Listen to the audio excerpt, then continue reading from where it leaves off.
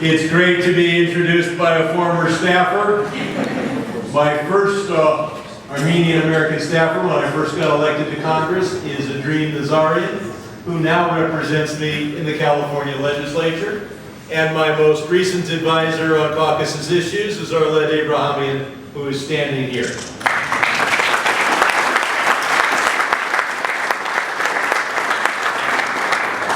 Your Eminences, ambassadors, it's a pleasure to be with you. I'm Brad Sherman from America's best named city, Sherman Oaks.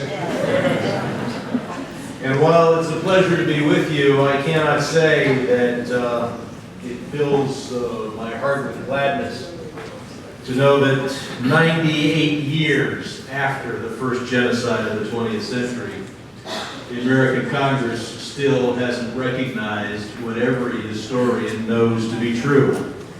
And that is that over 1 million, probably 1.5 million Armenians were slaughtered in a genocide organized by those who controlled the state, the Ottoman Empire.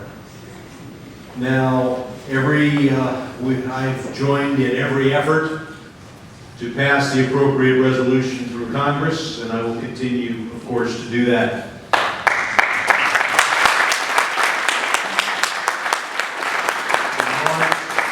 In March 2010, I was the one of those who had introduced the resolution to sit on the Foreign Affairs Committee. I managed that resolution, we passed it, but we never got the vote we needed on the floor of the House.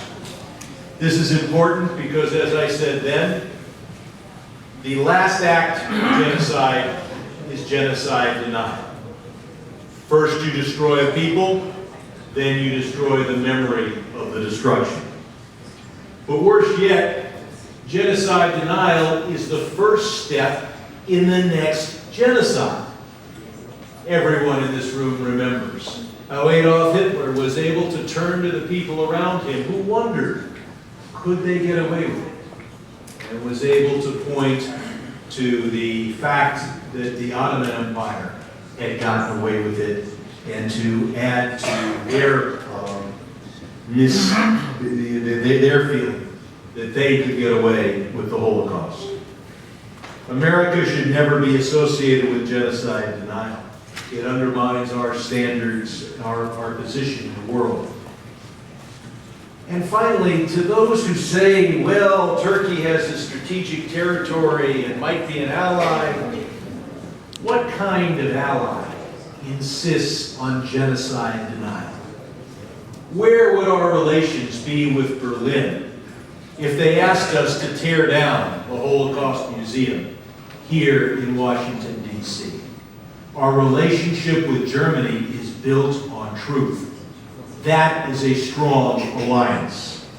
You can't have that kind of alliance.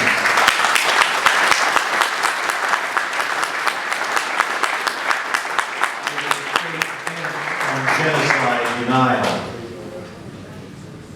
Tomorrow we will have before our committee the director of USAID, where I will continue my efforts to increase aid to Armenia and Nagorno-Karabakh, and I'm personally spearheading the effort to say we're going to give a certain amount of aid to the Republic of Georgia. Let's make sure that it goes, or a significant portion goes, to the people of Javik.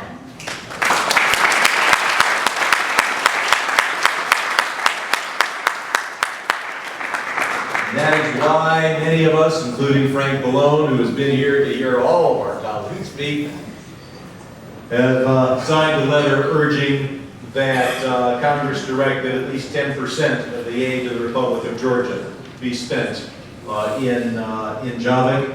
That is why last month I met with the chairman of the Millennium Challenge Corporation to also insist that Javik be included in our efforts in the Republic of Georgia.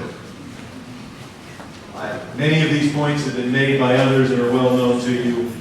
It goes without saying that we have to hold Azerbaijan accountable for the really disgusting act what they did with Ramil Safarov. To think that they would glorify the murder of a NATO soldier. That undercuts NATO, that undercuts American security. And yet there are those in Congress who would say that we should give military aid to Azerbaijan. Let us first see what they can do to restore the honor of NATO and to put that criminal behind bars in Hungary where he belongs.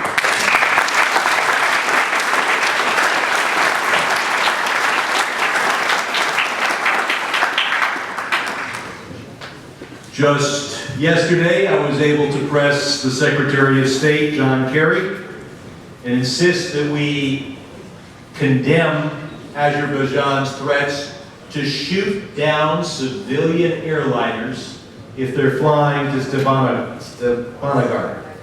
To think that we would treat as part of the civilized world a country that would threaten to shoot down civilian aircraft. I could go on. Arlette wrote me a 30-minute speech. I've been able to summarize it in far less time. It is good to be with you. Last year at this event, I was awarded the Miktar Ghosh Award, and I will always treasure that medal, and I will always work with you, not only to remember the Armenians of nearly a century ago, but also to make sure that the Armenians of Armenia, Artsakh, and Jabak get the American support that they need and deserve. Thank you.